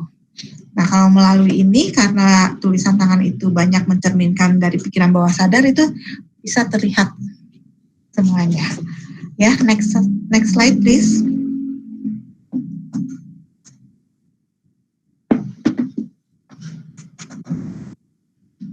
Aspek selanjutnya adalah produktivitas. Di sini dia melihat keteraturan, disiplin, perencanaan, inisiatif, kecepatan, vitalitas energi, dan berbagai hal yang berkaitan dengan produktivitas penulis. Dalam analisis tulisan tangan ini, di dalam aspek produktivitas itu bisa dilihat apakah seseorang mempunyai inisiatif atau enggak. Inisiatif itu adalah kemampuan atau dorongan spontan dari dalam dirinya sendiri untuk memulai suatu pekerjaan. Itu bisa dilihat dia punya inisiatif atau enggak, apakah dia perlu didorong orang lain atau enggak. Terus bagaimana dia bisa memanage, misalnya dia ada pekerjaan beberapa, dia bisa nggak memanage-nya itu, pekerjaan itu semua bisa dilihat dari tulisan tangannya. Ya, next. Aspek selanjutnya adalah relasi sosial dan komunikasi. Relasi sosial ada kecenderungan dari tipe sosial, dia ekstrovert atau introvert. Ekstrovert dan introvert ini sebetulnya tadi kita sudah lihat dari aspek nomor 1 ya, yaitu dari aspek emosi ya, dia dilihat dari kemiringan tulisannya. Kalau yang ekstrovert itu berarti dia tulisannya miring kanan, kalau yang introvert itu dia tulisannya miring ke kiri. Nah, sekarang komunikasi. Komunikasi itu melihat kecenderungan komunikasinya. Dia apakah tipe verbal, tipe tertulis, apakah luwes, suka berargumen, dan sebagainya. Nah, saya kasih contoh satu, cara berkomunikasi seseorang itu kita bisa lihat dari huruf O. Kalau huruf O-nya tertutup, bundar ya, kalau huruf O itu bundar ya, tertutup, berarti orang ini itu bisa pegang rahasia. dia bisa pegang rahasia, tetapi kekurangannya orang ini jarang ngomong. Jadi kalau misalnya untuk menerangkan yang panjang-panjang atau untuk dia menceritakan sesuatu itu kurang baik karena dia pegang rahasia dan dia sifatnya seperti pendiam gitu, dia kurang. Kalau huruf O-nya itu tidak tertutup atau menganga, huruf bundernya itu, lingkarannya itu menganga, berarti dia itu orangnya talkatif atau dengan bahasa umum kita bilang dia cerewet ya, misalnya seperti itu. Dengan cerewet, tapi dengan cerewet ini dia punya kelebihan. Kalau dia menerangkan, dia bisa langsung banyak ngomongnya panjang-panjang. Lalu kalau misalnya dalam suatu rapat tanpa perlu diminta pendapat, dia bisa langsung ngomong sendiri. Kalau yang tadi tertutup, dia kalau nggak ditanya, dia diam aja. Walaupun dia pengen ngomong, dia nggak akan ngomong biasanya. Tapi kalau yang terbuka, tanpa diminta pun dia akan komentar sendiri, dia akan ngomong sendiri. Kekurangannya, dia nggak bisa pegang rahasia, karena dia sering suka ngomong. Jadi kalau ada orang, jangan ngomong ya ini, nanti sebentar kemudian dia pasti akan cerita, menurut si ini begini loh, begini. Nah, itu adalah kekurangan dan kelebihan masing-masing. Itu contohnya ya. Next please. Nah, aspek lainnya itu bisa juga termasuk ke dalam bakat-bakat tambahan. Bakat-bakat tambahan ini seperti potensi-potensi tambahan, apakah dia kreatif, imajinatif, apakah dia punya daya seni yang tinggi, dan sejenisnya. Ini contohnya saya kasih yang di sebelah kiri itu adalah imagination abstrak. Imagination abstrak ini seseorang yang bisa memiliki kemampuan itu pemikiran-pemikiran yang dia bisa memikirkan hal-hal yang suatu hal yang harus dipikirkan, maksudnya begini ya, misalnya contohnya sekarang dia seorang anak, dia ada tugas prakarya misalnya. Tugas prakarya ini gurunya ngasih tugas, kalian buatlah satu prakarya yang terbuat dari bahan limbah. Misalnya limbahnya itu kain perca. Nah, si anak yang memiliki imagination abstrak ini, dia udah langsung bisa berpikir, limbah kain perca ini bisa dibuat apa? Misalnya bisa disambung-sambung bikin tas, bisa untuk bikin tempat pensil, misalnya, bisa untuk bikin hiasan dinding gambar-gambar, bisa untuk bikin aksesoris jepit, misalnya aksesoris kalung dan lain-lain. Itu seseorang yang memiliki imagination abstrak. Dilihatnya adalah dari ini zona yang di atasnya upper zone, berarti dari loop. Loopnya yang contoh di sini adalah loop di huruf L. Tetapi tidak hanya loop di huruf L, yang huruf-huruf yang memiliki upper zone itu semua yang ada huruf. Loopnya itu bisa dilihat. Jadi kalau misalnya huruf H, huruf B bagi sebagian besar juga ada loopnya, huruf A. Nah, kalau loopnya yang di atas itu besar, berarti dia bisa memiliki pemikiran seperti itu. Itu adalah imagination abstrak. Ada lagi satu lagi, imagination fisik. Imagination fisik itu dia dilihatnya dari upper zone. Jadi kalau itu huruf large, huruf G itu kan dia punya lower zone ya, yang ke bawahnya itu dia loopnya gede dan panjang, berarti dia punya kemampuan. Kalau yang contoh tadi, misalnya seorang anak disuruh bikin prakarya dari kain perca. Nah, kalau yang dia punya loop di bawahnya besar, lower loopnya besar, dia bisa membuat kain perca itu menjadi sesuatu barang yang jadi. Misalnya kain perca ini dia mau bikin tempat pensil, jadi dia bisa gunting, jahit, pasang resleting atau kancing sehingga jadi bendanya. Nah, kalau yang orang yang tidak memiliki itu biasanya itu harus perlu bantuan orang lain atau perlu ide-ide dari orang lain. Kalau dia punya bakat tambahan seperti itu, dia bisa sendiri. Nah, jadi bakat tambahan ini itu juga bisa dipakai untuk menentukan pekerjaan yang sesuai. Kalau pekerjaan-pekerjaan seni biasa seperti memahat, terus bikin patung, itu biasanya harus yang punya imagination fisiknya yang bagus, yang gede-gede, yang bisa. Ya, lanjut. Next, please. Nah, sekarang aspek yang terakhir ya, aspek ke-9 dan ke-10, yaitu yang disebut dengan hambatan fear dan hambatan defense. Ini disebut hambatan ya, karena walaupun seseorang dia punya potensinya tinggi, tetapi dia memiliki fear dan defense yang banyak, itu bisa menghambat dia, menghambat perkembangan kepribadiannya, menghambat potensi dirinya. Jadi dia sayang ya kehambat makan. Dan fear dan defense ini biasanya banyak orang yang nggak menyadarinya juga. Nah, hambatan fear itu adalah kecemasan dalam diri yang dapat mempengaruhi aspek-aspek lain secara negatif. Fear ini ada beberapa yang termasuk ke dalam kelompok fear ini. Di antaranya adalah dia misalnya senangnya pengennya dapat perhatian terus dari orang. Kalau nggak diperhatiin, kecewa apa kayak gitu. Itu bisa mengganggu. Bisa juga fear ini salah satunya adalah sensitive to criticism. Sensitive to criticism ini dia sangat sensitif, dikritik sedikit atau orang-orang ngomongin sedikit nggak enak, dia pasti langsung kecewa atau sakit hati atau sedihnya sangat mendalam. Kalau sensitif to criticism-nya ini tinggi, itu dia juga bisa setengah-setengah, rada-rada parno gitu ya. Contohnya misalnya dia sekarang makan di restoran nih, di resto. Resto itu kan banyak ya, ada beberapa orang yang lagi makan. Terus tiba-tiba dia lihat ke meja ujung, di meja ujung itu misalnya ada yang makan 4 orang. Ada yang makan 4 orang ini, 2-an lagi bisik-bisik. 2-an lagi bisik-bisik, terus 2-an itu ketawa. Kebenaran pas dia lihat lagi orang itu ketawa, yang berdua itu pas lagi melihat ke arah dia.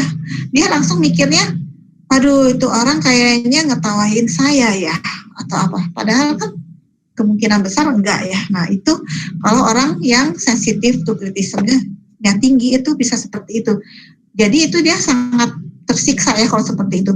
Udah gitu dia juga takut memulai yang sensitif to criticism ini. Takut memulainya kenapa?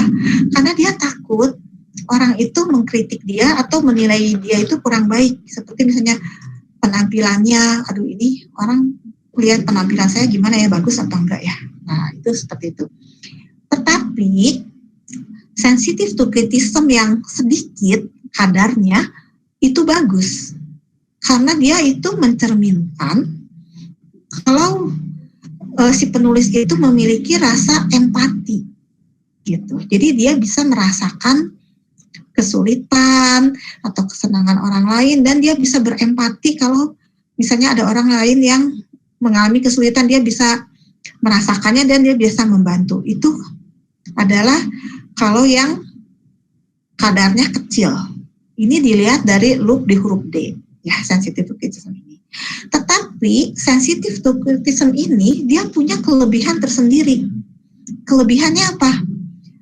Karena dia tahu, karena dia merasakan dikritik orang itu tidak enak, makanya kalau dia mau mengkritik orang atau menyampaikan kekurangan orang lain, itu dia biasanya bisa memilih kata-kata atau dia bisa menyampaikannya itu dengan lebih halus, lebih enak gitu. Jadi sehingga orang lain yang menerimanya tidak terlalu sakit hati. Itu kelebihannya.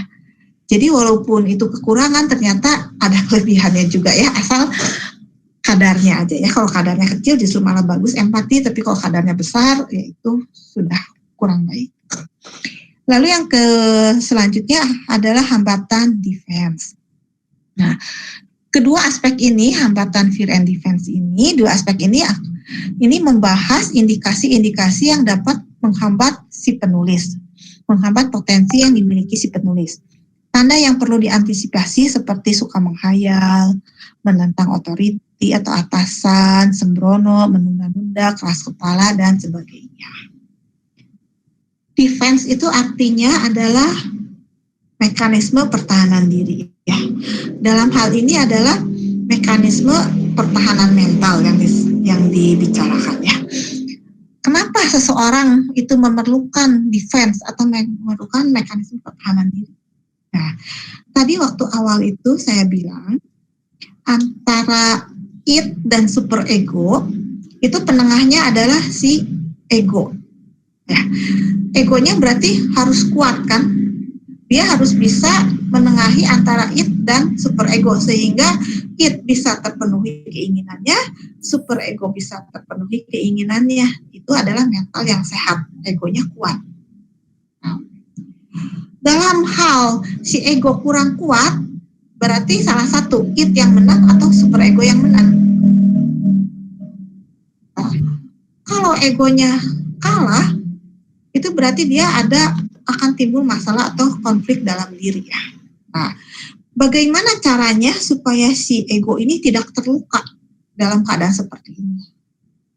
Nah, maka supaya si ego ini tidak terluka, orang itu mengembangkan yang namanya defense mechanism atau mekanisme pertahanan diri. Nah, salah satu contohnya saya mau cerita ya, ini termasuk ke dalam defense juga ya. Seseorang yang memiliki arogansi yang sangat tinggi atau kesombongan yang sangat tinggi. Nah, atau kalau dalam dunia psikologi itu disebut superiority complex. Superiority complex ini termasuk ke dalam mekanisme pertahanan diri atau defense mechanism. Karena kenapa? Si superiority complex ini dia bisa berkembang dari rasa inferioritas yang tinggi.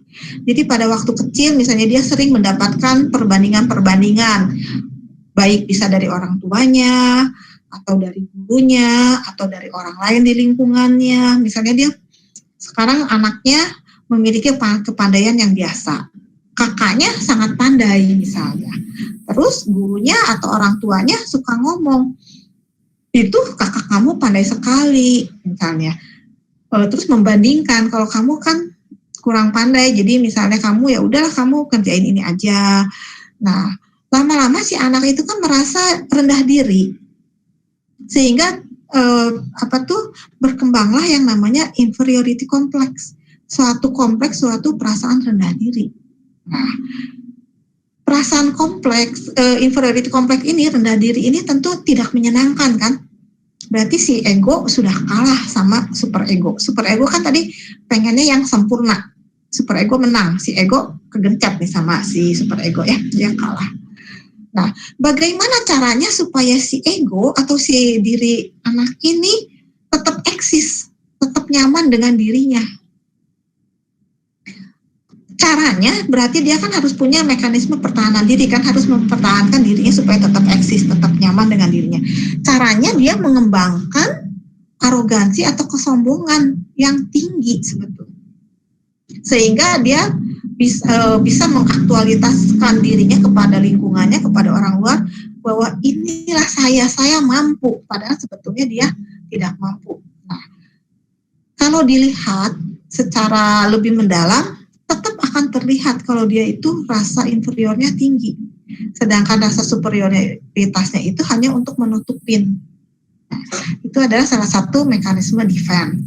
Nah, dengan mengembangkan arogansi atau kesombongan yang tinggi ini, tentu orang-orang di sekitarnya tidak senang ya dengan orang-orang seperti itu kan.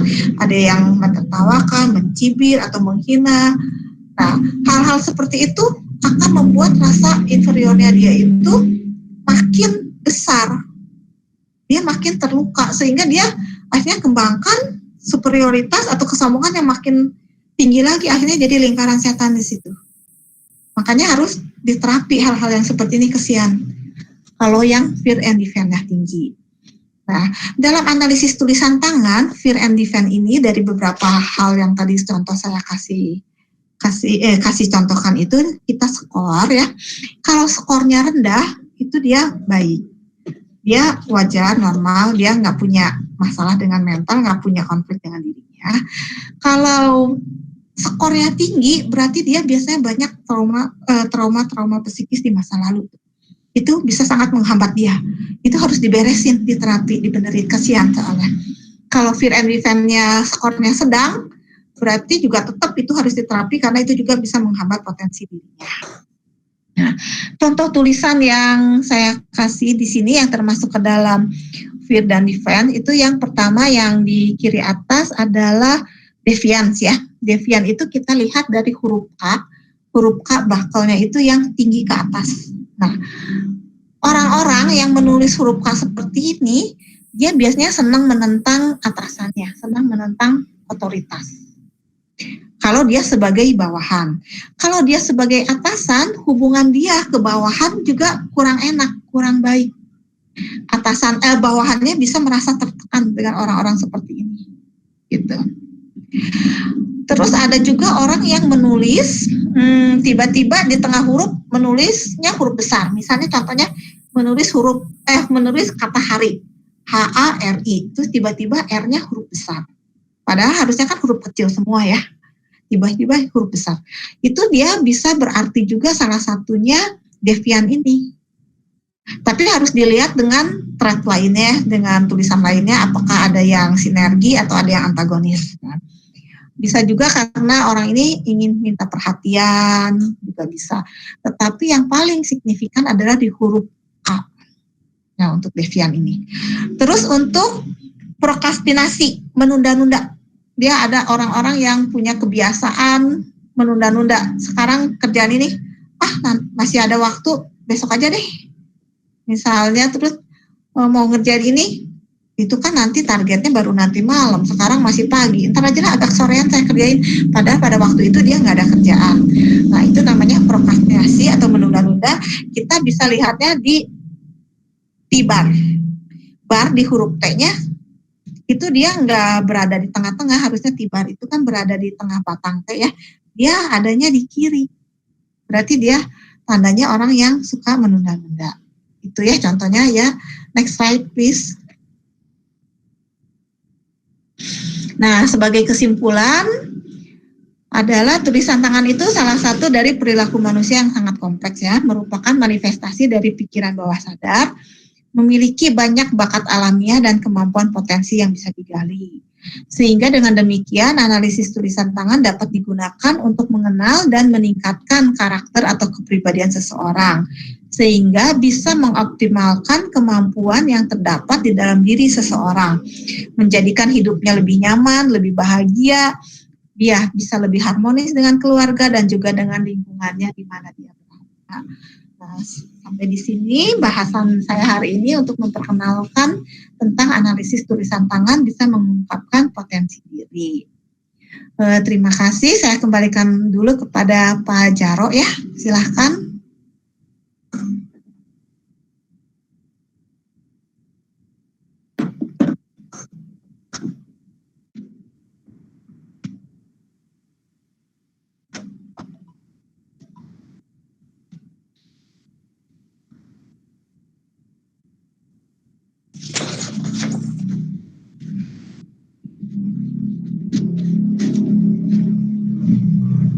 Silakan Pak Jaro.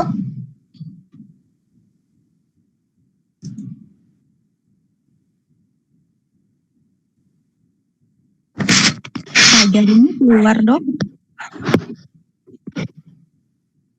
Oh, jadi siapa ya?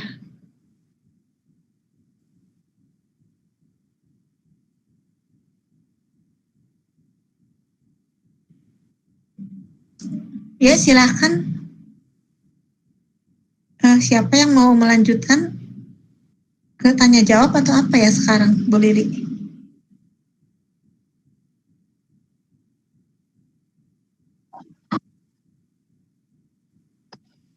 Kenapa? Iya, silakan.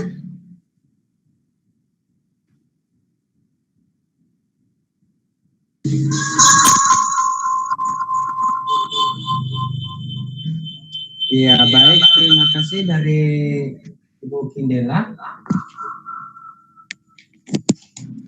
Halo? Ya. Ya, halo. Ya, terima kasih banyak dari Ibu Kindela penjelasannya mengenai mengungkap kepribadian melalui analisa tulisan tangan. Ya, sangat menarik sekali materi kita pada malam hari ini, yang mana kita yang selama ini hanya melihat itu secara seni, apakah itu tulisannya bagus atau jelek. Kalau tulisannya bagus rapi, ya berarti orangnya rapi gitu. Ternyata di balik itu ada banyak yang bisa kita lihat lagi ya Bu ya. Ya betul Pak. Udah gitu bukan hanya bagusnya. Jadi misalnya kita lihat tulisan tangan seseorang bagus gitu ya, mudah dibaca, jelas. Tetapi di situ tiba-tiba banyak tanda-tanda fear and defense, mungkin aja gitu. Jadi kita nggak bisa melihat itu tulisannya bagus, mudah dibaca. Kadang-kadang ada yang tulisannya biasa aja, tapi ternyata potensi kepribadiannya sangat tinggi. Bisa. Jadi kita lihat bentuknya. Kalau boleh tahu, yang tulisannya itu jelek mengaruh dengan kepribadian seseorang nggak Bu? Maaf, mempengaruhi apa? Mempengaruhi dengan kepribadian seseorang nggak, baik atau jelek? Kalau tulisannya itu jelek. Tulisan jeleknya itu sampai tidak bisa dibaca atau enggak? Sampai tulisannya itu bisa dibilang kayak pribadi saya sih. Saya sering dibilang tulisan kamu seperti cakar ayam Jaro, katanya gitu. Itu kita bisa lihat macam-macam sih Pak. Kalau misalnya tulisan tangan itu bagus atau jelek ya. Memang sih secara keseluruhan tulisan yang rapi itu mencerminkan kepribadian dia seperti apa. Terus tulisannya dia kalau menulis lurus tanpa garis, naik apa turun gitu. Kalau naik itu biasanya dia optimis, kalau turun itu pesimis, itu kita lihat. Terus marginnya juga dilihat, margin kiri, margin kanan, besar mana, miring apa enggak. Udah gitu yang tulisan itu apakah baris atas dan baris bawahnya itu tabrakan. Tabrakan enggaknya itu juga kita harus ada caranya melihatnya. Soalnya ada tulisan tangan yang terlihat baris atas dan baris bawah itu nggak tabrakan sepertinya. Nggak ada yang bertabrakan, tapi begitu kita analisis, oh ini tabrakan. Gitu. Itu ada caranya sendiri. Itu interpretasinya berbeda. Gitu. Terus dari situ juga kita bisa lihat cara memanage dia dalam pekerjaan, misalnya memanage pikiran juga, memanage kerjaan semua itu gimana caranya itu ada. Dia bisa memanage-nya apa enggak gitu. Kelihatan. Bahkan jealous, iri hati, cemburu ya, jealous cemburu ya. Cemburu itu juga kelihatan ada trennya di tulisan tangan. Iya. Memang istilahnya kalau kita orang awam bingung sih bagaimana caranya, berarti Ibu lah yang lebih parah istilahnya. Kita lebih banyak konsultasi lagi kepada Ibu Kindela. Baik, harus dianalisis karena kan thread-nya banyak sekali itu. Sudah gitu udah thread-nya banyak, itu juga kita lihat soalnya thread antara thread satu dan yang lainnya itu dia berhubungan. Apakah dia mempengaruhinya secara menguatkan atau mempengaruhinya menekan, jadi bukan. Jadi seperti misalnya tadi contohnya ya, menulis huruf hari, harusnya kan hurufnya kecil semua. Nah, tiba-tiba dia ada huruf R-nya besar tuh, jadi H kecil, R besar, I kecil. Nah, itu kan tadi salah satu contohnya dia berarti orangnya yang suka menentang otoritas kan, tapi kan belum tentu. Bisa juga dia senang diperhatikan. Jadi ada trait lainnya lagi. Ada nggak tulisan lain yang senang diperhatikannya? Ada nggak yang trait lain yang dia suka menentang otoritasnya gitu.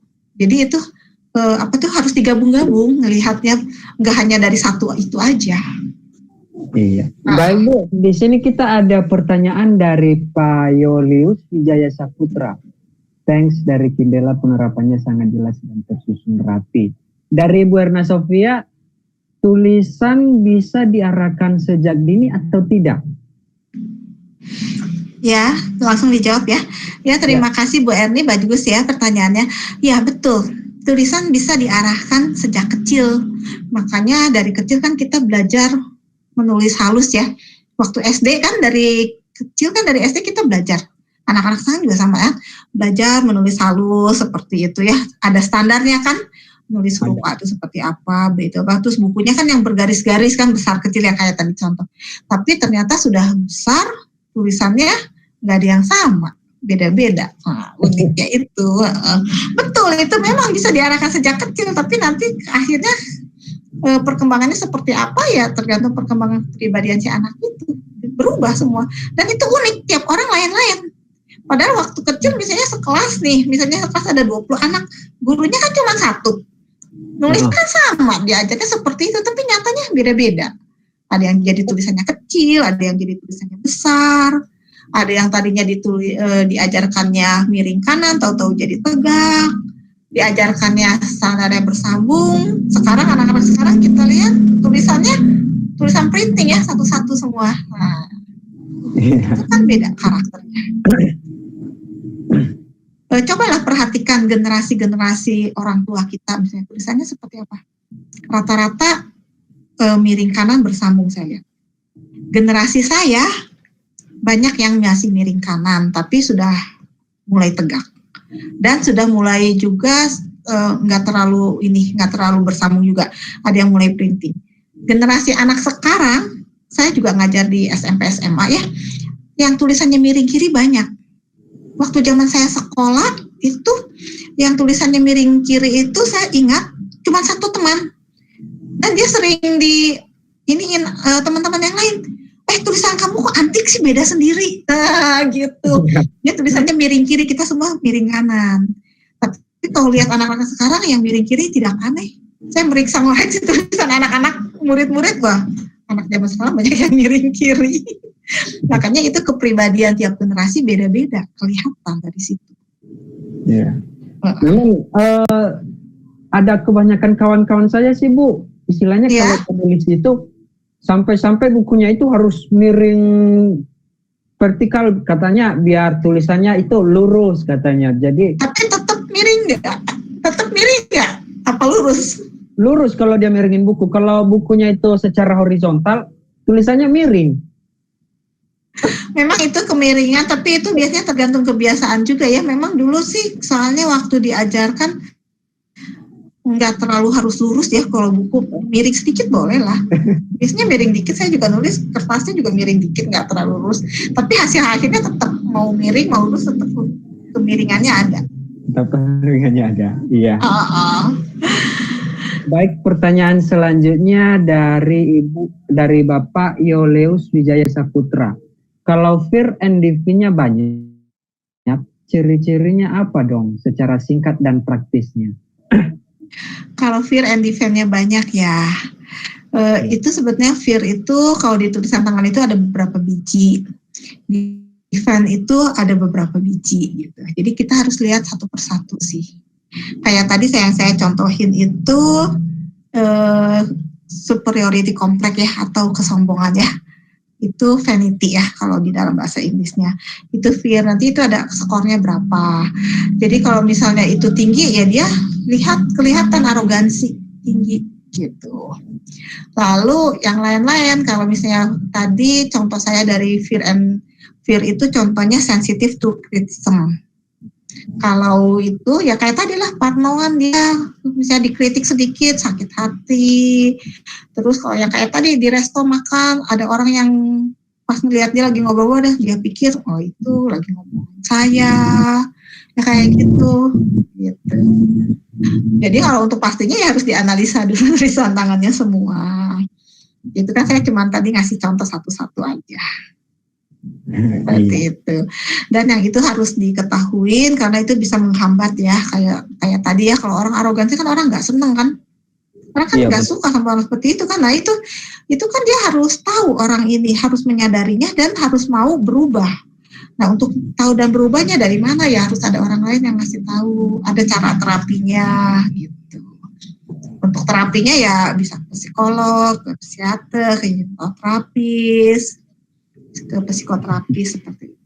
Ya. Baik, pertanyaan selanjutnya dari Ibu Subiantik. Mbak Kindela, untuk terapi tulisan tangan biasanya berapa lama dan berapa biayanya? Terima kasih. Halo, maaf tadi saya nggak dengar pertanyaannya apa ya? Iya, saya ulang. Pertanyaan dari Ibu Subiantik. Iya. Mbak Kindela, untuk terapi tulisan tangan biasanya berapa lama dan berapa biayanya? Maksudnya untuk terapi atau untuk analisis tulisan tangan? Untuk terapi. Untuk terapi, kalau di dalam tulisan tangan itu memang ada yang namanya grafoterapi, tapi itu bukan untuk menerapi kelainan-kelainan ya. Kalau misalnya sekarang ternyata di analisa tulisan tangannya itu ada misalnya sensitive to criticism, yang huruf D-nya itu besar misalnya. Nah, setelah kita tahu, saya tidak mau, jadi saya rubah nulis huruf D-nya. Nulis huruf D-nya rubah menjadi nggak ada loop-nya misalnya. Nah, dengan merubah itu bukan berarti kita langsung hilang loh sensitive to criticism-nya, tapi dia akan muncul di huruf lain thread-nya yang nanti artinya mirip dengan sensitive to criticism itu. Gitu. Jadi kita nggak boleh merubah seperti itu. Di dalam grafologi memang ada yang namanya grafoterapi, tapi grafoterapi itu bukan merubah tulisan atau belajar menulis lagi kayak anak kecil, kayak dulu kayak huruf A seperti apa, B seperti apa, bukan. Tapi dia kayak lingkaran-lingkaran gitu ya. Jadi dia melatih otot-otot motoriknya supaya luas gitu. Tapi itu kan butuh lama kayak gitu ya untuk terapi. Kalau untuk terapi psikis saya sih lebih cenderung cara lain lah, yang psikoterapis lah. Kalau untuk grafoterapi memang itu untuk melatih otot-otot motorik tangannya. Itu memang butuh waktu lama, butuh ketekunan kayak gitu. Kalau soal biayanya bagaimana, Bu? Bukan grafoterapi mungkin ya, kalau biayanya itu untuk analisis tulisan tangan ya. Seperti yang di slide saya yang terakhir. Oh iya. Di slide saya yang terakhir itu macam-macam. Ada yang hanya singkat, ada yang sedang, ada yang untuk perekrutan pegawai, untuk penjurusan anak sekolah. Terus ada juga yang untuk mendeteksi adanya gangguan-gangguan mental. Ya, itu beda lagi, beda-beda memang. Itu bisa japri. Bisa japri, udah ada nomor saya ya di 081 22 11 1374. Iya, baik. Dari pertanyaan Ibu Subianti, boleh japri langsung dengan Ibu Kindela, ahlinya yang sebagai narasumber kita pada malam hari ini. Pertanyaan selanjutnya dari Sanon Solastista. Bu Kindela, jika sering muncul huruf R kapital di tengah-tengah kata, apakah ada makna tertentu? Ya, terima kasih Pak Bu Sanon ini. Itu tadi saya hanya contoh ya, misalnya nulis kata hari, R-nya huruf besar. Itu bisa di huruf lain. Misalnya huruf hari, huruf A-nya besar ya bisa. Atau bisa di kata lain, misalnya menulis kata minggu misalnya. Tiba-tiba huruf I-nya besar atau huruf N-nya besar. Itu sama semua artinya, ada maknanya. Maknanya ya tadi sih saya contohnya ada 3 ya. Misalnya dia butuh perhatian, terus atau dia suka menentang otoritas. Tapi nggak bisa hanya dilihat dari huruf besar itu aja, harus dilihat thread lainnya, apakah menunjang atau tidak. Kalau misalnya ada thread lain yang menunjang, dia butuh perhatian misalnya, ada thread yang attention, desire for attention ada, nah berarti dia senang perhatian. Kalau misalnya ada thread yang devian yang tadi Kak, nah berarti dia suka menentang otoritas. Terus ada juga thread-thread lainnya gitu. Jadi nggak bisa hanya satu sih, harus dilihat keseluruhan. Oh, iya. Berarti ada presentasenya ya Bu ya? Sebenarnya ada, makanya udah pakai sistem scoring. Sistem scoring, sudah gitu ada lagi sistem, kalau misalnya thread A ditambah thread B ditambah thread C sama dengan apa gitu. Misalnya thread A ditambah thread B ditambah thread F sama dengan apa, itu ada kayak gitu. Iya, baik. Jadi harus dipelajarin dulu sih kalau mau menguasai. Iya. Baik, pertanyaan selanjutnya dari Tami Deari. Berarti bisa dilihat juga ya dong, kalau tulisannya, dari tulisannya ini bakat selingkuh atau enggak ya dong? Iya, terima kasih pertanyaannya Bu Tami. Wah, ini pertanyaannya sangat spesifik sekali ya, bakat selingkuh atau enggak. Kalau bakat selingkuh atau enggak itu kita nggak bisa tahu ya. Paling kita tahunya apakah dia ada kemungkinan kecenderungan manipulasi atau suka bohong. Nah, kecenderungan manipulasi atau suka bohongnya kita nggak tahu, dia suka manipulasi di mana atau suka berbohong di mananya kita nggak tahu gitu. Kalau misalnya suka selingkuh kan berarti dia suka berbohong kepada pasangannya tuh, maksudnya kan? Nah, itu ada trait suka berbohong, tapi sama aja trait suka berbohong kepada pasangannya sama trait suka berbohong kepada teman, kepada atasan. Itu sama aja traitnya, jadi kita nggak tahu gitu loh. Iya. Ini istilahnya pertanyaan ini kemana ya, istilahnya lebih mengarah ke yang jadi spesifik satu hal itu nggak bisa. Spesifik satu hal kita nggak bisa. Kalau kita manipulasi atau bohong memang ada, tapi manipulasi atau bohongnya kan bisa hal lain kan? Iya. Berubah lagi dari tergantung diri sendiri lah istilahnya. Iya betul. Cuma kita tahu ini orang punya tendensi manipulasi. Manipulasinya kan bisa manipulasi data, benar bisa kan? Manipulasi apa? Kita nggak tahu. Jadi jangan yang spesifik selingkuh atau apa. Ya silahkan lanjut. Baik.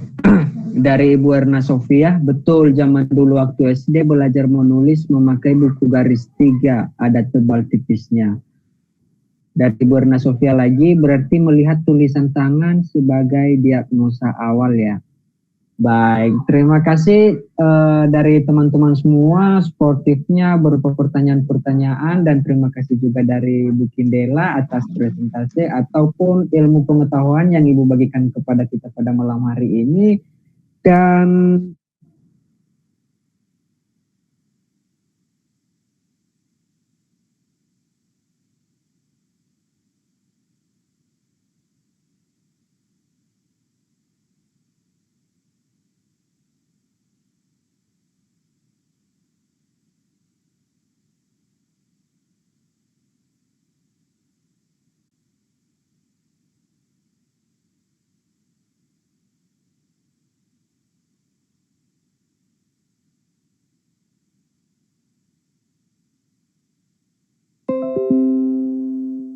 potensi-potensi diri kita yang terpendam, yang mungkin kita sendiri tidak menyadarinya, baik itu yang baik maupun yang buruk.